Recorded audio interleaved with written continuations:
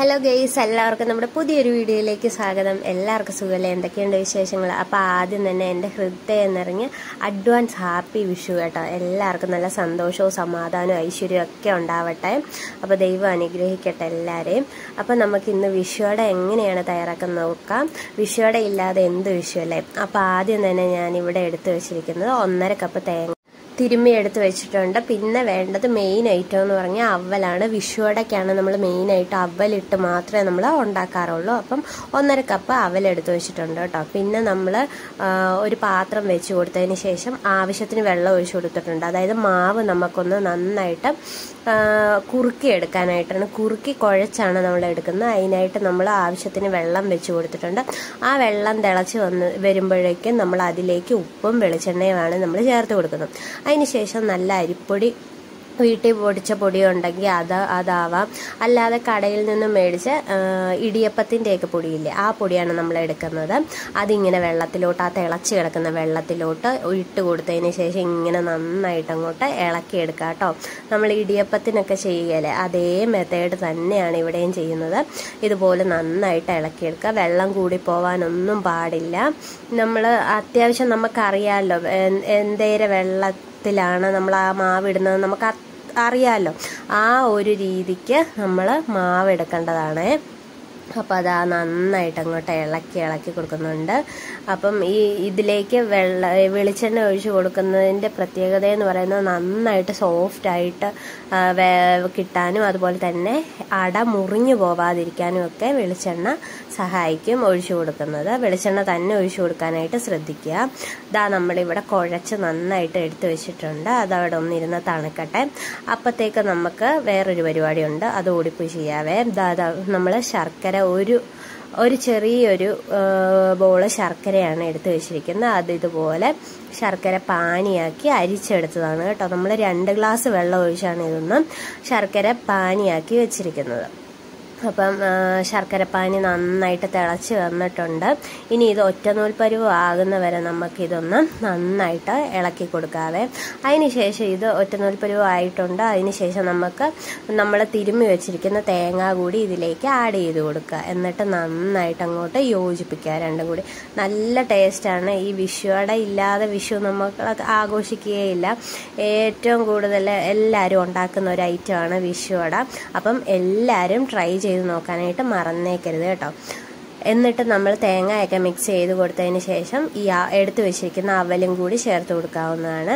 അവൽ നമ്മൾ വറുത്ത അവലാണ് എടുത്തത്, അതുകൊണ്ട് നമ്മൾ വറുത്ത് കൊടുക്കുന്നില്ല. വറക്കാത്ത അവലാണ് എടുക്കുന്നതെങ്കിൽ അതൊന്ന് ജസ്റ്റ് ഒന്ന് ചെറുതായിട്ടൊന്ന് വറുത്ത് കൊടുത്തതിന് ശേഷം ഇതിലേക്ക് ഇട്ട് കൊടുക്കുന്നത് വളരെ ടേസ്റ്റ് ആയിരിക്കുമേ.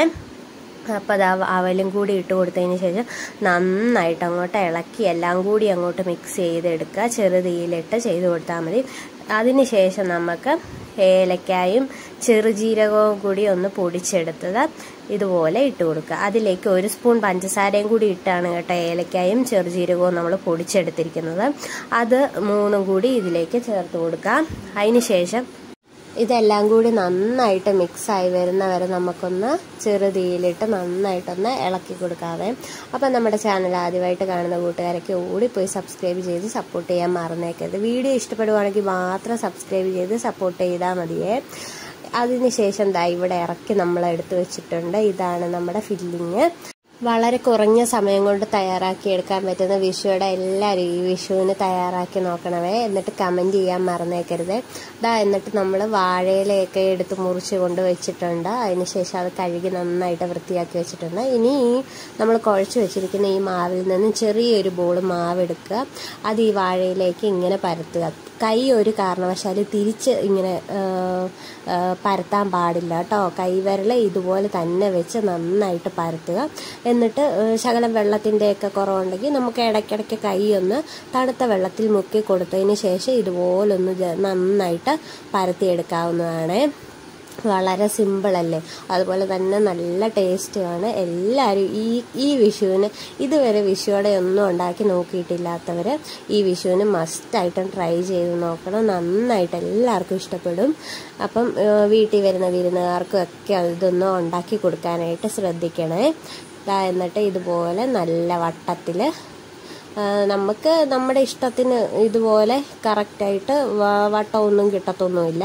എന്നാലും ഇതുപോലെ നമുക്ക് നന്നായിട്ട് അങ്ങോട്ട് പരത്തി കൊടുക്കാവേ. പരത്തി കൊടുത്തതിന് ശേഷം നമുക്ക് എടുത്തു വെച്ചിരിക്കുന്ന ഈ ഫില്ലിങ്ങും കൂടി ഇതിലേക്ക് വെച്ച് കൊടുക്കുക.